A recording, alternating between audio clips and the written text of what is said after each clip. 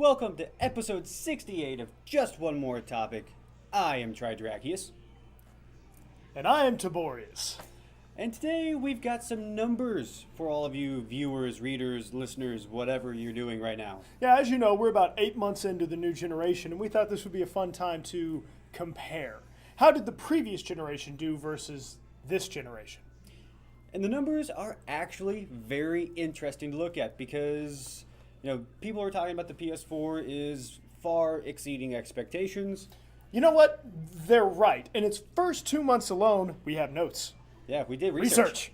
We have notes. In its first 2 months, over November and December of last year, the PS4 sold 4.1 million units. Now, pretty good amount. That's a huge number. When you compare it to when the PS3 launched, its first 2 months it sold 1.2 million. So Sony has really got their shit together this time around. The jump, their marketing strategy, everything. It is a huge, huge leap. The more appropriated price, the huge actual marketing push that Sony did. Yeah, which is weird. Yeah, and yes, this system itself is obviously fantastic.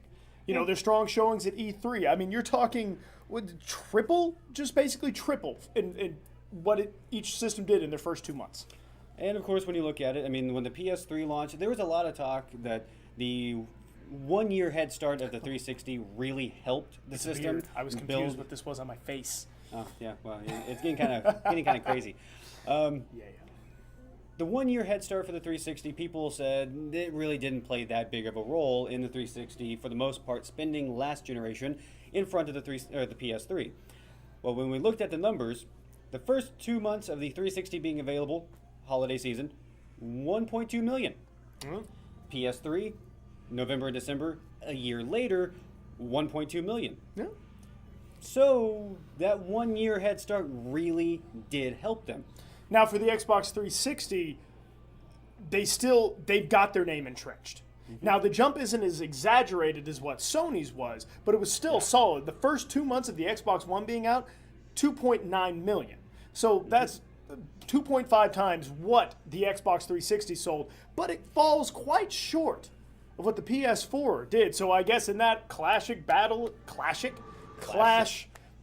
words that we had been talking about so much, the PS4 slapped the Xbox One. Right now, lifetime to date numbers for the Xbox One is sitting at 4.9 million. Whereas the PS4 is sitting at 8.6 million. And this is huge. Understand that we're 8 months in, and they are at 8.6 million. The PS3, in its first year, sold 9.2 million. So Sony is looking to smash that number. Interestingly enough, for the first year of the Xbox 360, they sold, a total of 8 million. Now, the Xbox One has kept a lead in its first 8 months. And they are on track to make that. They are actually outselling where they were at this time for the 360, but it's still only at 4.9 million. So instead of growing massively, they've kept the same number lead about through the whole way. And here's another very interesting fact. Going into the holiday season of 2006, the 360 did have the huge title Gears of War releasing. And still, it's a new IP, though. So people are always, it got a lot of massive play, but it's not like when Nintendo opens up with, hey, Mario. Nobody really knew what they were getting into. When Gears of War came out, it was an entirely new concept. First-person shooters had been the norm. You did have third-person shooters, and you had some great ones like Freedom Fighters and things like that, but for the most part, they were routinely kind of clunky. Yeah. Nobody played a good third-person shooter that was just revolutionary. Gears of War changed that. And with the release of Gears of War, it did boost the 360. Plus, you had games like Mass Effect also releasing in the 2006 timeframe for the 360, exclusively for the platform. Xbox One, they've got the Master Chief Collection. Right.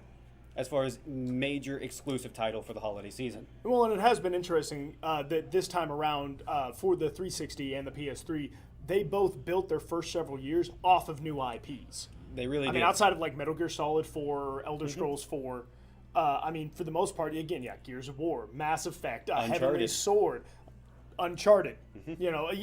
Again, they built it off of new IPs. This time around, that's getting much more difficult to do. We're making fun of it constantly. Yeah. Dead Rising 3, and whatever Assassin's Creed Unity. Yeah, which is They ran out of numbers. 5. Infamous Second Son. Mm-hmm. They are building it off of pre-existing titles. So I'm really curious to see how that messes with things. Which, I mean, the Xbox One, early in its life, did actually have a brand new IP, but it was essentially Call of Duty with ass packs. Titanfall. Yeah. I mean, for the most part, it was not completely brand new, but new enough to be considered a brand new IP. But and for stuff like 1887, the 1887, the Order. The Order 1886. Words, years, numbers, fantastic. So yes, the new IPs I think will still build strongly. I just think it's really interesting that first year for the other systems they built off of new IPs. Now they're building off of pre-existing IPs. Which is kind of sad for me because that's one of the biggest draws that I've always had to PlayStation was Sony always had their first-party studios with the start of a new platform always doing something brand new, and it's much less this time. But then again, there's also, both companies are in a rough spot. Microsoft is having the biggest layoff they've ever had. They're cutting 14% of their entire workforce. That's 18,000 people. Or to put that in perspective, that's Hays, Kansas. They're wiping it off the map. Yeah, so if Microsoft owned Hays, Kansas, you all don't live there anymore. Yeah, pretty much. Sony, while not as extreme, is also doing a large layoff. They said they're laying off about 5,000 people. That's about 3.5% of their total workforce, or Columbia Falls, Montana. Yeah, we had to kind of stretch to find something that low, but then when we found out that, hey, there's a city or a town or... I'm sure there's some around here, but it's just fun to say Columbia Falls, Montana. Yeah. Speaking of Nintendo...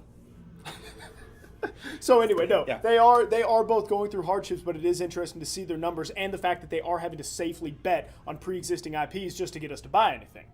And speaking of hoping that pre-existing IPs get you to buy new platforms, Nintendo. Now, we all know what a behemoth the Wii was. In its first 2 months, 3 million units. Yeah. Okay, the only thing that's rivaled that is the PS4. However, its first year... 19.5 million. Lightning struck. Yeah, this, looking at these numbers, really had kind of a flashback moment of just like, holy shit, the Wii was a phenomenon. We both worked in game stores at that time, and you could not find the Wii anywhere. People were coming constantly. We had to hang up banners. Hey, we have Wiis because we got 8 of them and gone. And gone within like a minute. Yeah, just, you couldn't find it for 2 years. They held them. It was a marketing strategy by Nintendo. It was brilliant. But...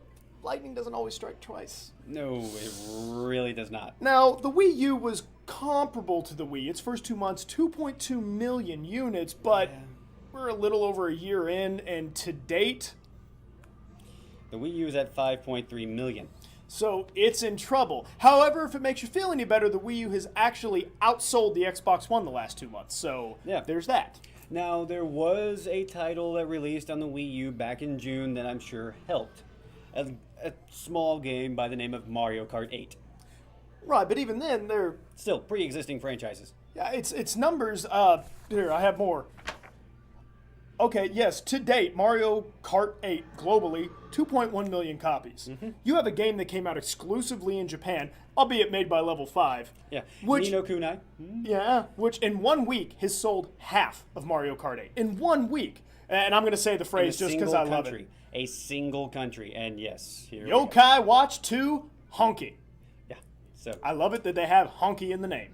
That was when, and all these numbers are coming from VGCharts.com. Which, great place. We use it a lot for research. They keep up to date. Although they do some funky stuff like, okay, if you boxed in Wii Sports with the Wii, every Wii sold counts for a copy of the software sold. So that skews it a little bit, but outside of that, they are solid and on top of things. Yep. So that's why we go back to them constantly to see where things are stacking up, and that's looking at it. Charts. Yeah, charts. For just comparison's sakes, I mean, we're kind of running. Yeah, we're running short. So compare. The handheld market. This was just tossed in here because hey, let's do full thing. The DS in its first 2 months, 2.6 million. Versus the 3DS's 2.2 million. Yeah, so a 400,000 unit drop off. But not too bad. The DS's first full year, 13.9 million. Versus the 3DS's 16.7. So they picked up that 400,000 right quick. Yep. Tahiti, isn't it? Yeah, I've been playing Tahiti. Ni no Kuni again. Yeah. I'm sorry. For comparison, the PSP, in its first 2 months, yes, it was available in only one country, but its first 2 months, 346,000 units. Versus the Vita's 700,000 units. So- 1,000, not million. So yeah, those two, the Vita had a much better first 2 months. But the growth of the PSP. However, the PSP did go on for its first year to sell 10 million units. Mind-boggling. It's amazing. That's you're talking more than the 360. You're talking more than the PS3. But the Vita, much rougher time. Only 4.4 million. And even when you look at it right now, the next year, the Vita really has not picked up any time. I have a customer. Sign us off, buddy. Okay, See y'all so yeah, later. I'm Tridrakious. That was Taborius. He's going to go help a customer, and we will talk to you all next week with another topic. Hopefully you enjoyed this one, and yeah, bye.